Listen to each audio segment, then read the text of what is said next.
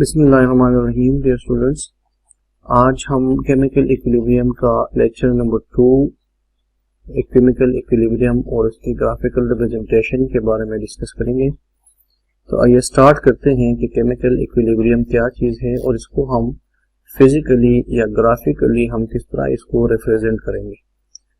तो chemical equilibrium को हम डिफाइन पिछले लेक्चर में मैंने आपको बताया था कि chemical equilibrium is a dynamic equilibrium. वो बात आपने लाजमी याद रखनी है, वो मैं आपको यहाँ पे दोबारा लिख के दे देता हूँ कि दिस इज डायनामिक इक्विलिब्रियम। ये आपके जहन में बात लाजमी होनी चाहिए कि जब भी हमारे पास केमिकल इक्विलिब्रियम की बात होगी तो वो हमेशा डायनामिक इक्विलिब्रियम ही होगा। पेपर में कभी कभार क्वेश्चन पूछते हैं कि व्हाट इज डायनामिक इक्विलिब्रियम, फिर बच्चे कंफ्यूज होते हैं कि डायनेमिक इक्विलिब्रियम क्या चीज है। तो dynamic equilibrium is basically chemical equilibrium. आपने एक केमिकल रिएक्शन लिखना है, उसका एग्जांपल लेके उसके डबल एरो से रिप्रेजेंट कर देना है, एक फॉरवर्ड की तरफ और एक बैकवर्ड की तरफ।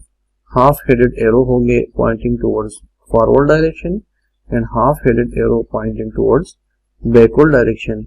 ये आपका रिएक्शन हो जाएगा इक्विलिब्रियम में और इसी रिएक्शन को हम केमिकल इक्विलिब्रियम बी कहते हैं और साथ साथ इसको डायनामिक इक्विलिब्रियम बी कहते हैं। नाउ केमिकल इक्विलिब्रियम को अगर हम डिफाइन करना चाहे तो chemical equilibrium is basically when a reversible reaction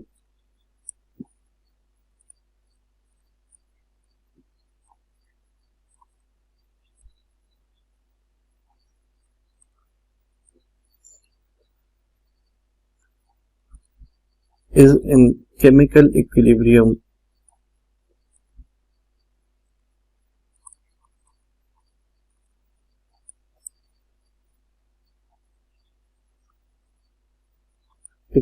state। तो इसका मतलब क्या होगा कि the rate of forward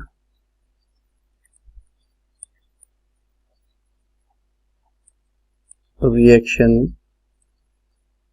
is equal to the rate of reverse reaction या backward reaction भी कुछ लोग कहते हैं। तो दोनों ठीक है।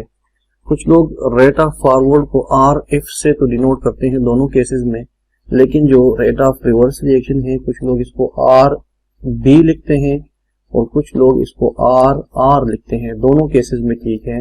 अगर बी होगा इसका मतलब है बैकवर्ड और अगर आप स्मॉल आर लिख देते इसका मतलब है रिवर्स रिएक्शन। तो दोनों रिएक्शंस क्या है, सेम है, रिवर्स रिएक्शन या बैकवर्ड रिएक्शन दोनों कह सकते हैं इसे। तो when the rate of forward reaction is equal to the rate of reverse reaction and the concentration of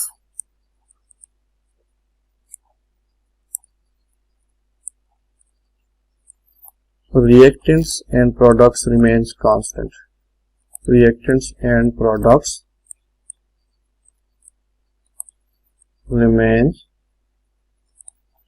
constant मतलब there is no change in the concentration of reactants or concentration of products। अगर हम products की या reactants की concentration जब ये equilibrium condition में हो और उसकी कंसंट्रेशन चेंज कर ले तो फिर इक्विलिब्रियम स्टेट भी चेंज हो जाएगा, फिर रिएक्शन इक्विलिब्रियम में नहीं रहता। इसलिए हम कहते हैं कि इक्विलिब्रियम में तब होगा रिएक्शन जब इसका कंसंट्रेशन जो इसकी है रिएक्टेंट्स की और इसके प्रोडक्ट की कंसंट्रेशन को आप कांस्टेंट रख दे और इसको ना चढ़े। कुछ कंडीशंस भी है इसके, वो मैं बाद में डिस्कस करूंगा कि which conditions are to be kept constant so that the equilibrium state remains at its own position और वो डिस्टर्ब ना हो, वो भी हम डिस्कस करेंगे। These are the conditions for equilibrium. लेकिन जब डेफिनेशन में आएगी बात तो chemical equilibrium is the state of a chemical reaction in which the rate of forward reaction is equal to the rate of reverse reaction and the concentration of reactants and products remains constant। ठीक हो गया, इसको हम कहेंगे chemical equilibrium. ठीक होगा। अब chemical equilibrium के साथ हम एक और भी चीज डिस्कस कर लेते हैं कि जो हमारे पास केमिकल इक्विलिब्रियम होगा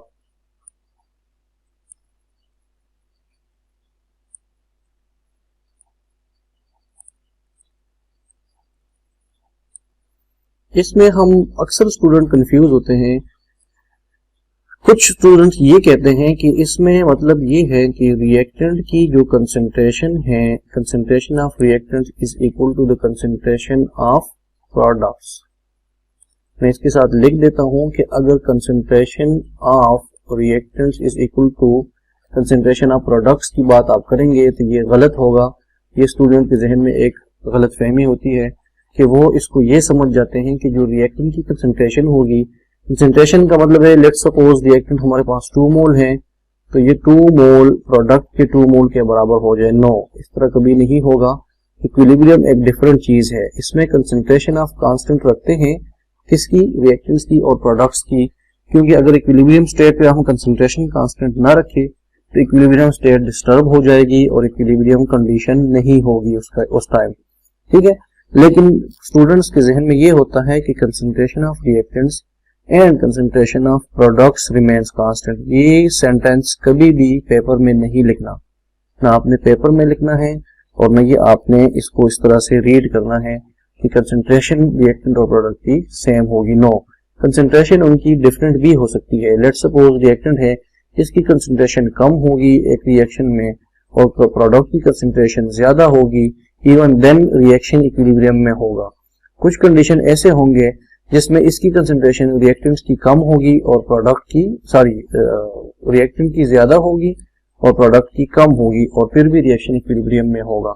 लेकिन ये जो कंसंट्रेशन है ये इंडिपेंडेंट है इक्विलिब्रियम स्टेट से, इसका इक्विलिब्रियम स्टेट के साथ कोई भी ताल्लुक या वास्ता नहीं है। ठीक है, हमने सिर्फ और सिर्फ उसकी कंसंट्रेशन जो है वो मेंटेन रखनी है।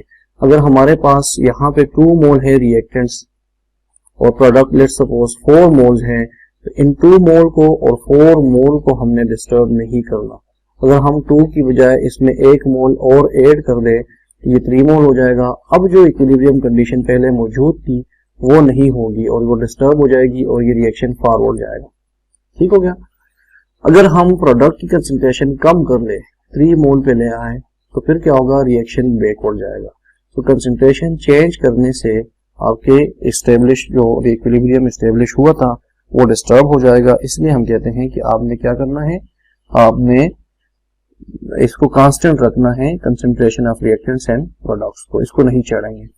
अब ग्राफिकल रिप्रेजेंटेशन की तरफ आते हैं कि अगर हम इक्विलिब्रियम स्टेट को ग्राफिकली रिप्रेजेंट करेंगे तो वो कैसे होगा।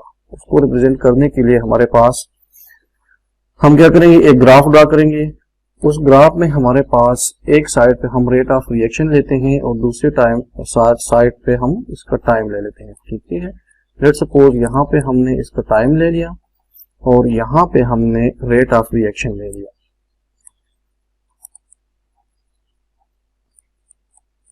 ठीक है, इनिशियली जब टाइम 0 है तो 0 टाइम मींस कि रिएक्टेंट्स हमारे पास ज्यादा है। इस जगह पे रिएक्टेंट्स क्या है, रिएक्टेंट्स मैक्सिमम है।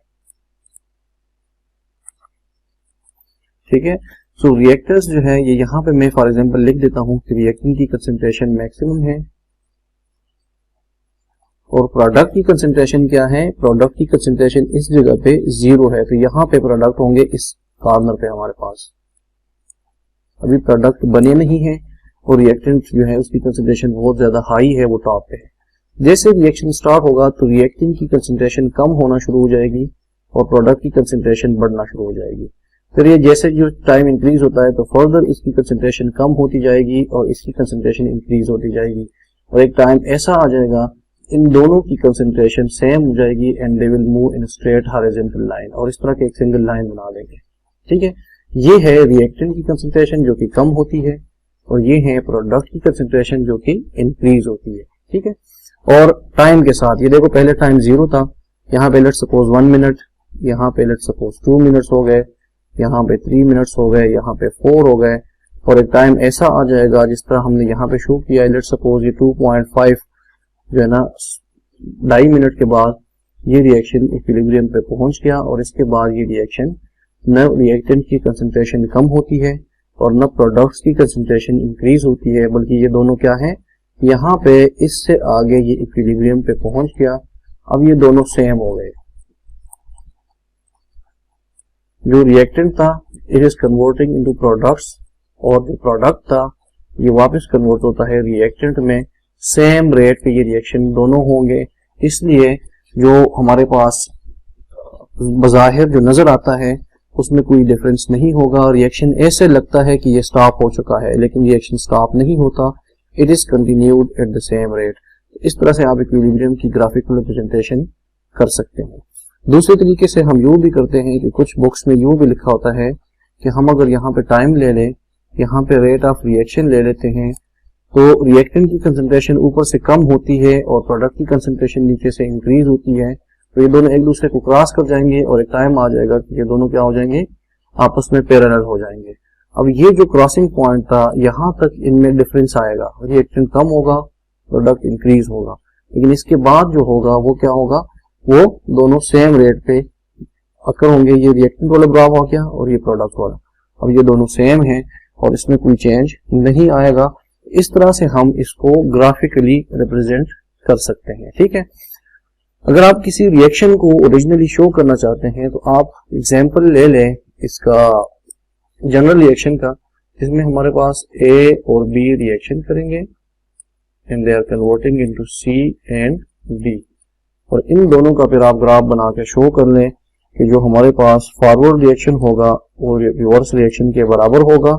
ये फॉरवर्ड रिएक्शन है जिसमें ए और बी जो है वो कन्वर्ट होते हैं किसमें, सी और डी में, और ये हमारे पास रिवर्स रिएक्शन है, ये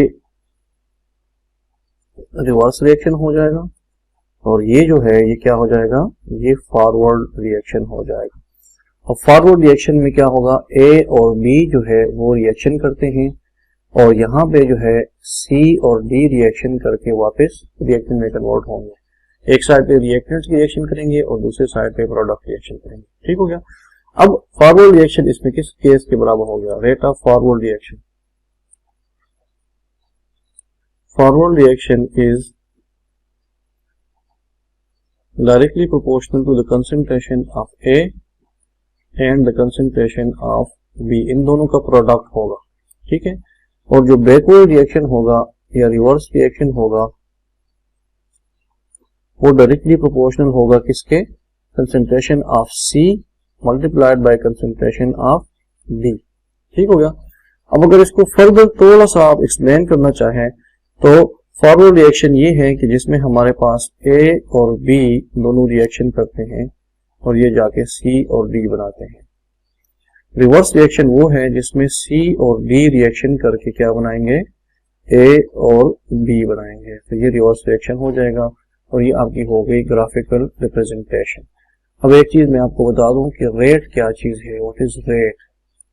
rate is equal to speed और वेलोसिटी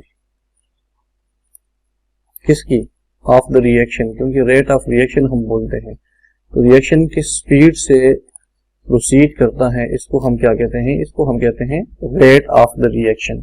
और रेट जो है इसको अगर हम मैथमेटिकली लिखना चाहें so rate is nothing but it is equal to the concentration of reactants divided by the constant unit time। ठीक है, rate is equal to concentration of reactants per unit time।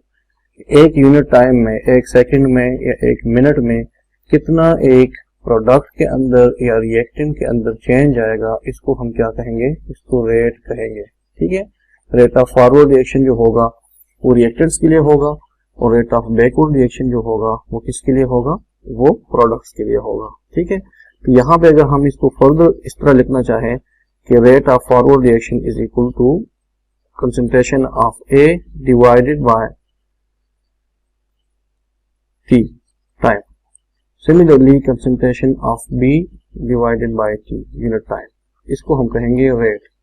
इस तरह प्रोडक्ट के लिए अगर हम कहते हैं तो concentration of C divided by time और concentration of D divided by time. ठीक है, ये हो जाएगा आपका रेट कि D is converting into products, sorry reactants. Similarly C भी प्रोडक्ट थे तो ये कन्वर्ट होते हैं रिएक्टेंट में पर यूनिट टाइम, जितने भी कन्वर्ट होते हैं ये इन दोनों का रेट हो जाएगा। इसी तरह ए और बी का जो रेट है वो क्या है, पर यूनिट टाइम जितने भी रिएक्टेंट दोनों रिएक्शन करके प्रोडक्ट में कन्वर्ट होते हैं तो ये इनका रेट हो जाएगा।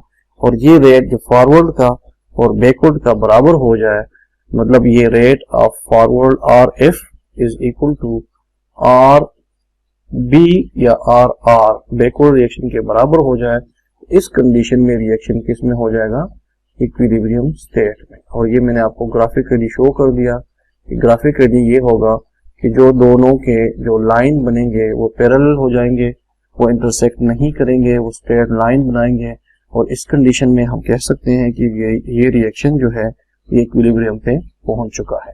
उम्मीद है यहाँ तक ये लेक्चर आपको क्लियर हुआ होगा। इससे फर्दर फिर अगले लेक्चर में हम डिस्कस करेंगे। तब तक के लिए इजाजत दीजिए। अल्लाह हाफिज।